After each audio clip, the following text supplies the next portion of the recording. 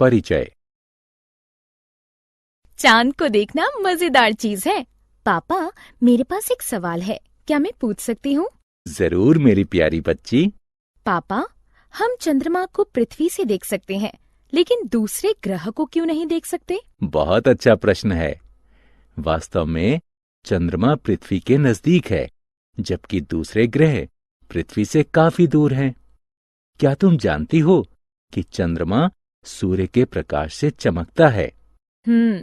मुझे नहीं पता था। ये तो बहुत मजेदार है। इसके बारे में मैं और जानना चाहती हूँ। बच्चों, इस पाठ में हम चंद्रमा के बारे में जानेंगे।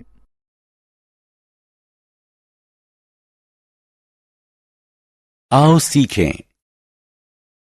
चंद्रमा के चमकने का कारण बताना, चंद्रमास को परिभाषित करना, चंद्रमा के धरातल की विभिन्न विशेषताओं की खोज करना, चंद्रमा के 4 सिद्धांतों का वर्णन करना, चंद्रमा के गुरुत्वाकर्षण खिंचाव और इसकी संरचना की चर्चा करना।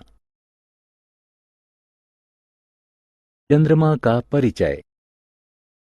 चंद्रमा पृथ्वी का एकमात्र प्राकृतिक उपग्रह है। यह सूर्य के बाद आकाश का सबसे चमकदार पिंड है। लेकिन चंद्रमा के पास अपना कोई प्रकाश नहीं होता। जो प्रकाश आप देखते हैं वह चंद्रमा की धरातल से परावर्तित होने वाला सूर्य का प्रकाश होता है। चंद्रमा की कलाएं। आपने ध्यान दिया होगा कि चंद्रमा सदैव पूर्ण वृत्त के आकार का नहीं दिखता। क्या आप जानते हैं कि क्यों? क्योंकि ये विभिन्न कलाओं से गुजरता है।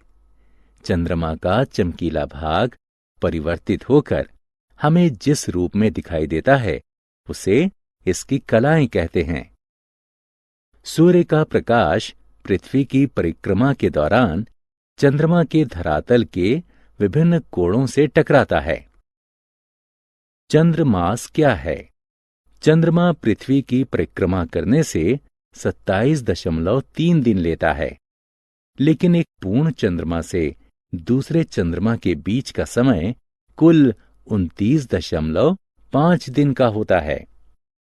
क्योंकि पृथ्वी भी अपनी सतह पर घूमती रहती है, एक पूर्ण चंद्र से दूसरे पूर्ण चंद्र के बीच की अवधि को हम एक चंद्रमास कहते हैं।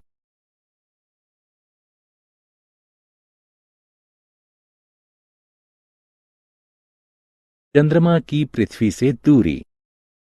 चंद्रमा की पृथ्वी से औसत दूरी करीब 3,80,000 किलोमीटर है, जो कि काफी करीब है।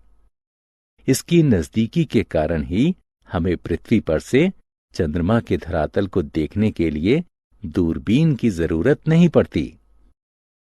क्या आप जानते हैं, हम सदैव चंद्रमा का एक ही पक्ष देखते हैं। जब चंद्रमा पृथ्वी के चारों तरफ घूमता है तो यह अपनी धुरी पर भी उसी गति से घूमता है। इसीलिए हम सदैव चंद्रमा का एक ही पक्ष देखते हैं। चंद्रमा पर द्रव्य जल नहीं है। बच्चों, क्या आप सोचते हैं कि चंद्रमा पर भी पृथ्वी की तरह पानी है?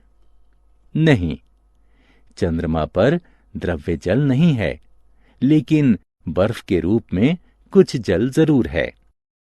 हाल ही में नासा के स्पेसक्राफ्ट ने चंद्रमा के दक्षिणी ध्रुव पर करीब 100 किलोग्राम बर्फ और जलवाष्प की खोज की है।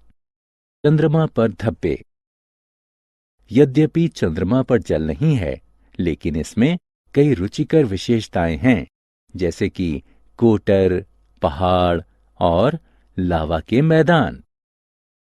चंद्रमा की सतह पर गहरे धब्बे असल में मैदान हैं, जिन्हें समुद्र या मारिया कहते हैं।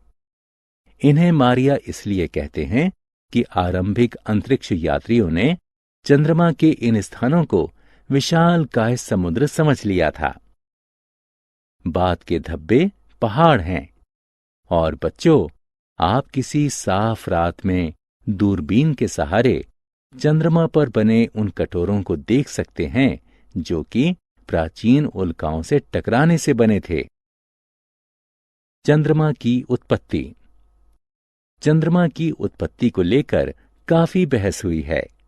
कुछ वैज्ञानिकों का मानना है कि इसका निर्माण पृथ्वी के साथ ही हमारे सौर मंडल को बनाने वाले गैस के बादलों और धूल से हुआ है। एक अन्य विचार है कि चंद्रमा एक समय पृथ्वी का भाग था, जो किन्हीं कारणों से इससे अलग हो गया। कुछ कहते हैं कि संभव है कि चंद्रमा हमारे सौर मंडल में तैर रहा है, जो पृथ्वी के गुरुत्वाकर्षण से बंध गया है। कुछ लोग सुझाव देते हैं कि मंगल जैसे द्रव्यमान वाला कोई पिंड टकराया होगा और उससे द्रवित शैलों का बादल बना होगा, जो अंततः चंद्रमा के रूप में संघनित हुआ। चंद्रमा की संरचना। आइए चंद्रमा की आंतरिक संरचना को एक नजर से देखें। चंद्रमा मूल आग्नेय शैल का एक गोला है, जिसमें लोहे और निकल से बना एक छोटा कोर यानी नाभिक है। इस पर एल्यूमिनियम और कैल्शियम से बनी एक शैल परत है। चंद्रमा का गुरुत्वाकर्षण।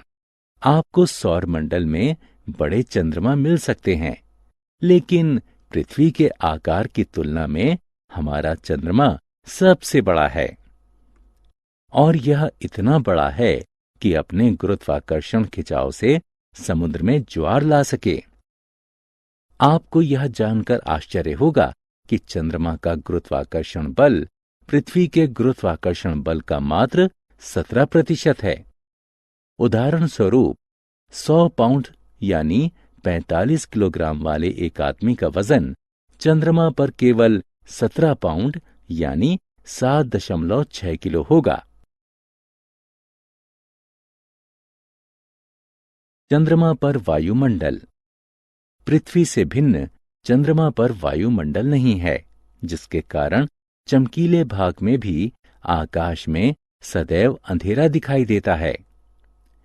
चंद्रमा पर ध्वनि संचार भी नहीं हो सकता, क्योंकि ध्वनि के संचरण के लिए वायु की आवश्यकता होती है, और चंद्रमा पर वायु नहीं है।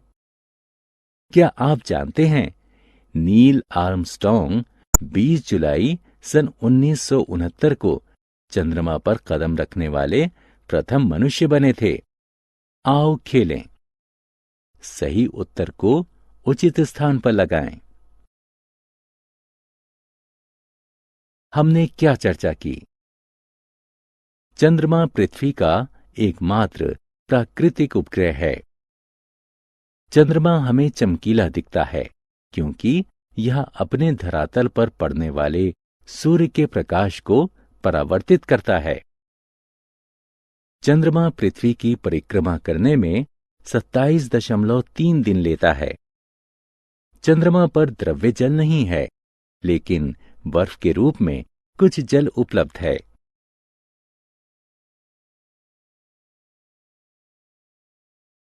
चंद्रमा में बहुत सी रुचिकर विशेषताएं हैं, जैसे कि कोटर, पहाड़ और लावा के मैदान।